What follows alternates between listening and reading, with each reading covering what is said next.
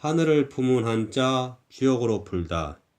오늘은 49번째 강의로 점괘효자에 대해서 말씀드리겠습니다.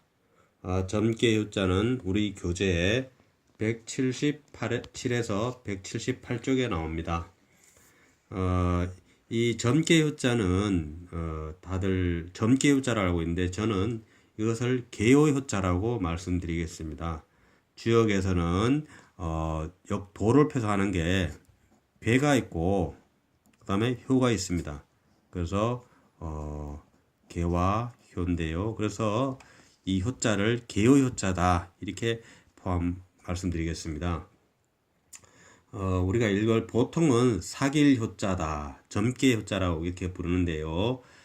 주역에서 이 효는 진리를 표상하고 있다라는 이런 큰 뜻을 가지고 있습니다. 그래서 이 효가 어떤 의미를 가지고 있는지 하나하나 말씀드려 보겠습니다.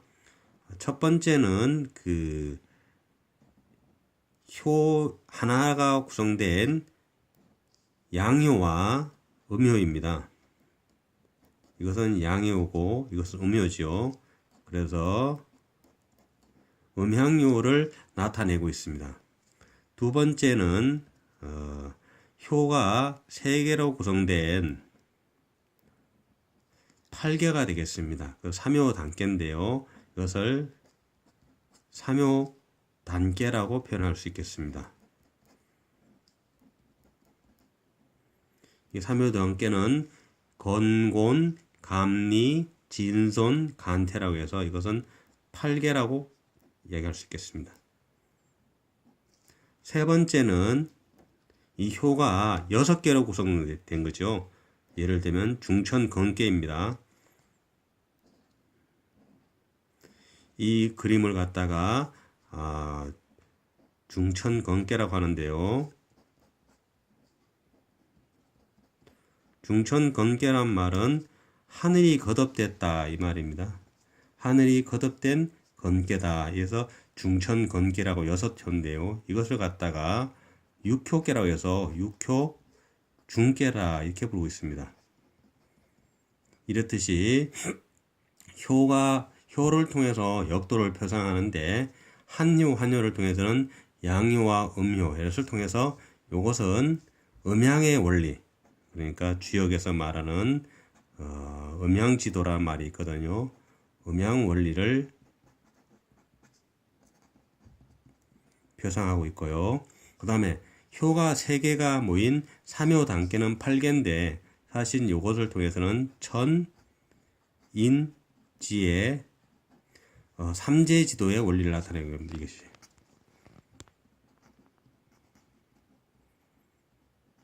삼재지도의 이치를 나타낸다 할 수 있고요. 세 번째는 이렇게 6효로 된 이 개 이름은 중천건계지만 6효로 된 개라고 해서 이것이 바로 64개를 구성하고 있습니다. 건곤, 둔몽, 사비, 소충리 이렇게 해서 상경 30개가 있고 하경 34개가 있습니다. 그런데 이것은 무엇을 표상하느냐 하면요. 6효계는 바로 인간 본성인 사덕을 표상합니다. 인의예지를 표상하고 있습니다. 그래서 이 계요를 통해서 지역에 나온 역도를 표상하는데요. 양효와 음효는 음양원리라고 했는데 이것은 사실은 음양이랑은 천지라 이렇게 말할 수 있겠습니다. 두 얘기이기 때문에 천지 원리를 표상한다면 3효로 구성된 건 바로 천과 지 그리고 그 사이에 인간이 드러난 겁니다. 그래서 천인지의 삼재지도를 표상한다 하고요.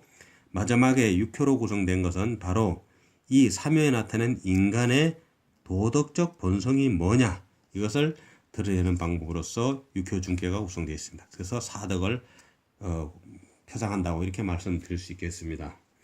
자, 그러면 이 효에 대해서는 주역에서는 이렇게 말합니다. 하늘 건자와 땅 곤자,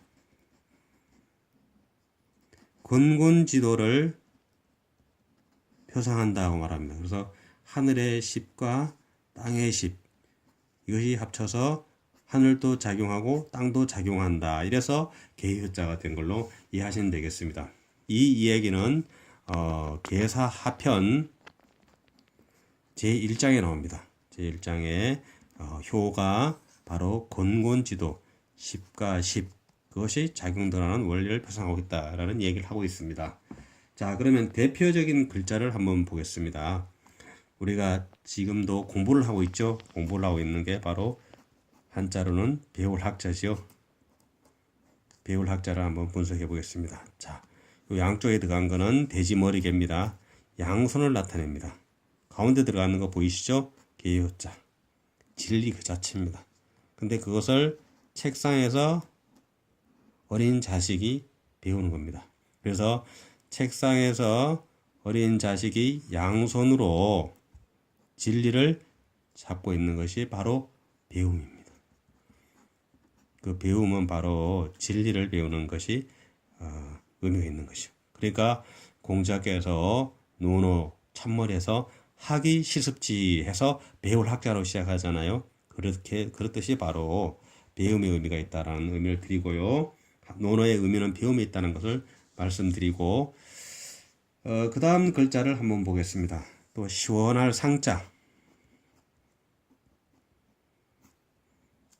예, 큰 대자 사이에 계효자가 양쪽에 들어있죠. 그러니까 시원해진다는 것은 바로 진리를 자각해서 마음이 맑고 시원하다 이런 뜻으로 해석하겠습니다. 시원할 상자가 되겠습니다. 그 다음에 또 학자하고 비슷한 글자죠. 계효자가 들어간 건데요. 깨우칠 각자.